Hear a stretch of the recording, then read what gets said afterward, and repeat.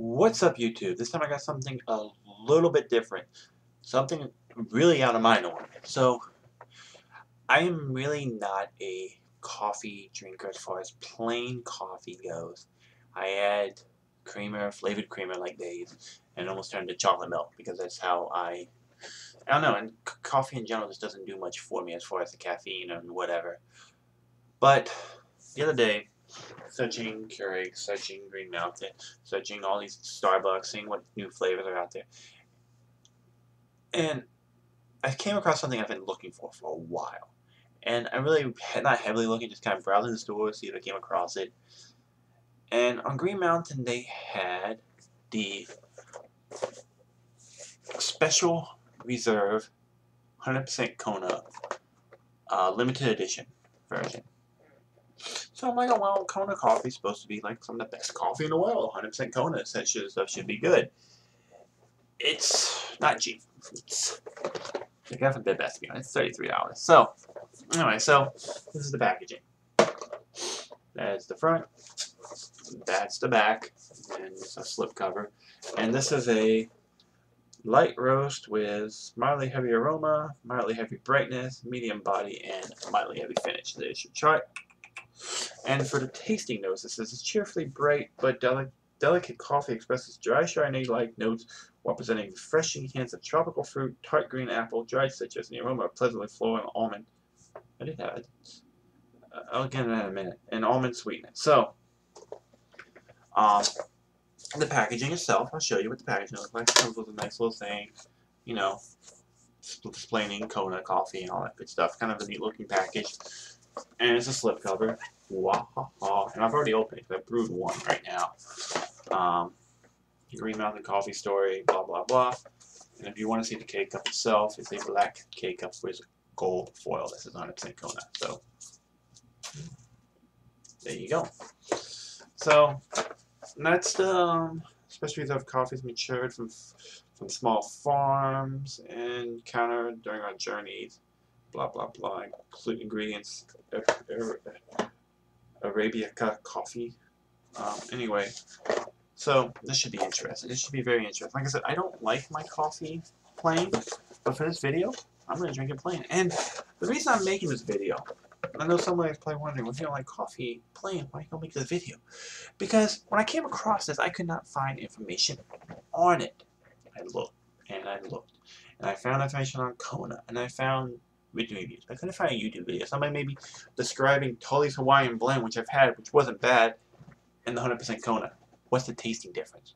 What does it taste like? So, I have a freshly brewed coffee. When I was brewing it, the initial impact gave me a fruity, like a chocolatey, fruity smell. It was kind of an interesting smell. But then after I hit the end of the brewing process, I got nuts on the face. That's why I said that almond sweetness is kind of interesting. It's like, I got almonds. I got a nut in my face is what it was. And I still smell a nutty, woody kind of coffee. It smells actually kind of delightful, to be honest. It's not dark and in your face strong. It's kind of smooth and nutty and something pleasant to smell. Something smells good on the nose. This should be an interesting review because I've never drank coffee plain, and I don't know how my taste buds are going to take this. But to give you guys an idea, if you guys are looking for something a little different, a little bit more expensive, you can go buy a 16-pack of K-Cups for what? 10 bucks, 11 bucks? This is $33.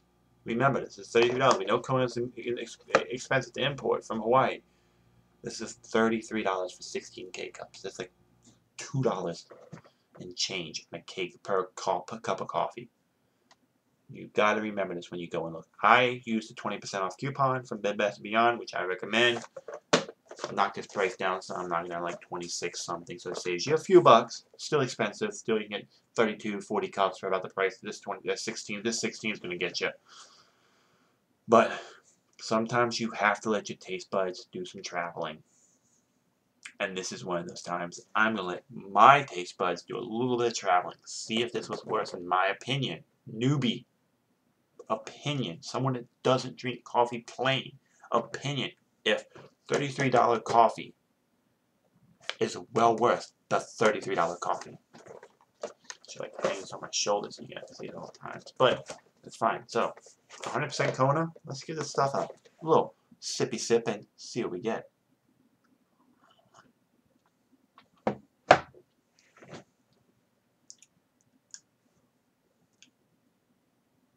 It's kind of interesting.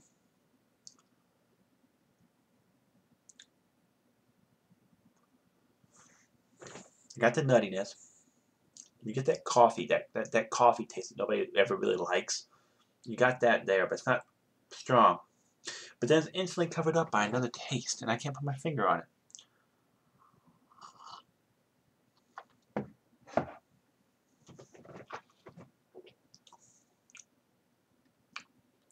I'm getting the fruit. Yeah, there's a fruit there. It tastes, I'm not going to go with a tart apple. Maybe just an apple, but it's definitely there. There's a fruit. It's sitting there. It's right on the middle of my tongue. It's a fruity. There's a fruity mix to it.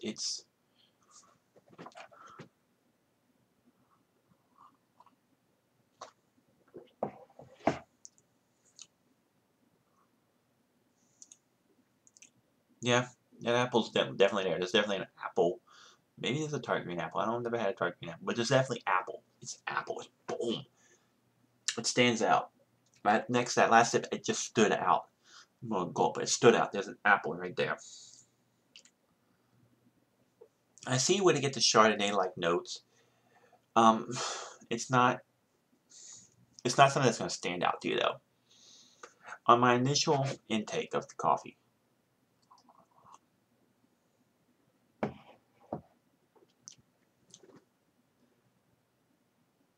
if you've ever had a Chardonnay, a mediocre Chardonnay, not even great Chardonnay, just a mediocre Chardonnay, not something too sweet, maybe something a little bitter.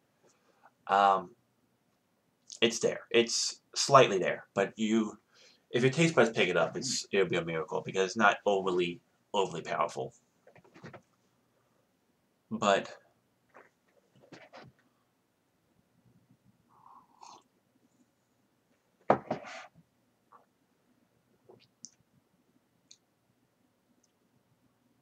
I got the fruit, I got the smell of almonds, of nuts. I couldn't pinpoint my finger on nuts, but it was definitely nuts. I know where they're coming up with the Chardonnay taste, but I don't know. It's kind of like when I say Chardonnay, it's kind of it reminds me of like after you know how you have that taste, you get the apple taste sometimes with some Chardonnays, and then you get that after taste. That's kind of what I'm getting. It sits there though on your tongue. It's not a horrible taste.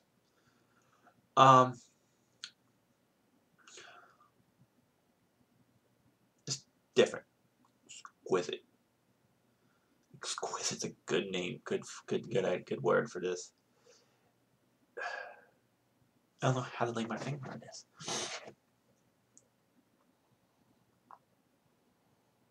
I'm getting nuts on the nose still. Still getting nuts on the nose.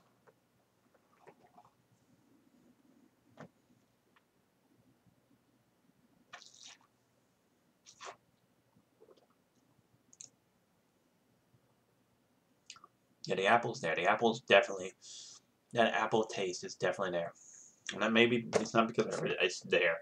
It stands out. That apple taste stands out.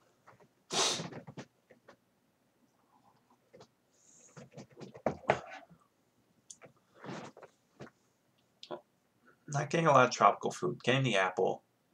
Granted, everybody's palate's different, so you may get the tropical fruit. I'm not getting it. I'm getting the apple. Getting the apple's strong. I see where they're coming with the Chardonnay-like notes. I see where they're getting that from.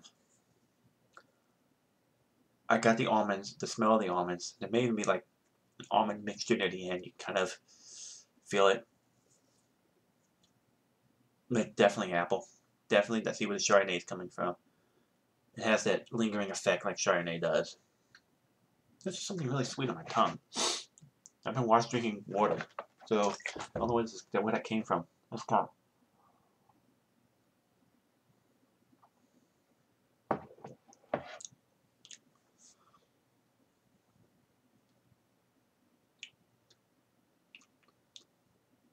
There it is. There's a different fruit that's popped up. It catches the tip of your tongue. That's what caught mine. The tip of the tongue. It caught it. Something a little fruity-ish, a little sweetish.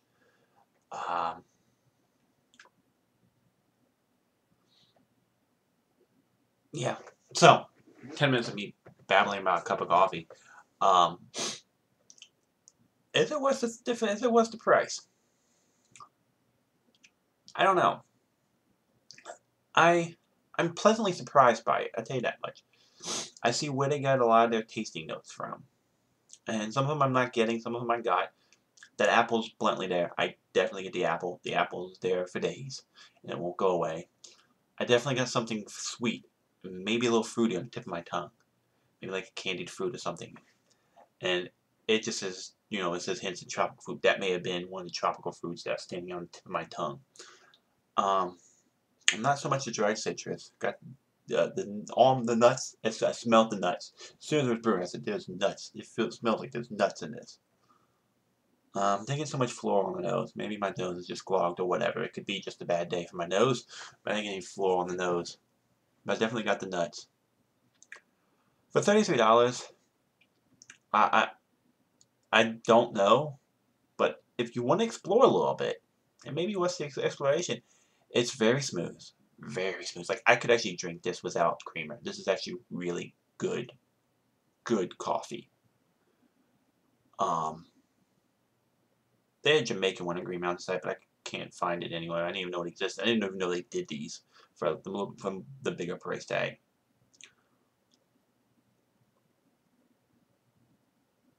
But yeah, it's very smooth. It's a medium light roast. It's brilliantly done. It's not something I would probably drink like every day. I'd probably go back to the Starbucks or the other Green Mountain blends or something else for my everyday drinks. But when I want something that I'm sitting at home and just relaxing and something I can enjoy, something I'm not chugging before I go to work, I could easily see myself sitting back, relaxing to this cup of coffee. It's very really well roasted. I mean, I can drink this without sweetener, without the creamer, without the flavors. I can drink this by it. I can drink this plain. I mean, it's not. Whoa, I don't want to spill it, but I'll show you guys how dark this is in a white cup so you guys can see. It's not too bad. Not too dark. Not like my Sumatras and stuff like that. I love my dark roast stuff. That's normally what I drink.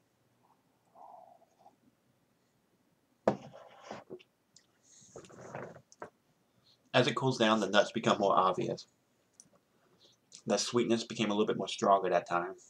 But the apple is there. It's apple. It's straight up apple. So if you like apple, if you like nuts, if you like something that's smooth and something you can easily see yourself relaxing to, go look for this. I don't know if you're going to be able to find it because off Bed Bath & Beyond's website, the Bed Bath & Beyond I went to had like 6 boxes left.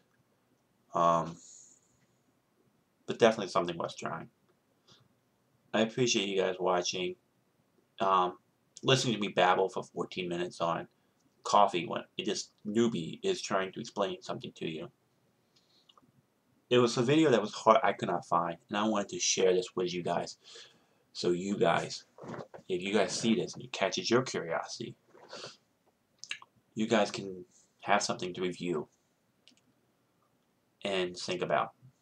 A lot of reviews I couldn't find, not much reviews at all. But I want to give you guys a review from somebody that's not an expert, doesn't sip coffee for a living and tell you, oh, this has this, this, and this. Somebody whose taste buds are not trained to do this. Just, if you're at home wanting a cup of coffee, what are you going to go for? And that's what I said to myself. What would I go for? If I'm sitting at home, relaxing, and I want a cup of coffee, this is something I would relax to. I wouldn't chug this before work. It's too delicate. It's too easy to sit back, sip, and enjoy. But yeah. Would I buy another one? Probably. I actually kind of really enjoy this. It's a really, really good coffee. Pretty happy with it, actually. So, from one newbie to other newbies out there looking for what to get, you may want to check out the Kona, 100% Kona from Green Mountain Coffee. It's actually pretty brilliant. Pretty excited for it. Definitely. Definitely may want to check this out. It's a little bit more expensive. I understand you get 2 to 3 more times K-Cups for the exact same price. But if you want something different, this is different. This is good. Most of your Hawaiian blends and tropical blends and stuff like that are only maybe 10% max. This is 100% Kona. Pretty good. Thanks for watching. Thanks for listening to my input. Thanks for taking my advice as is, because it is what it is. I appreciate it, and I'll see you guys later. Peace.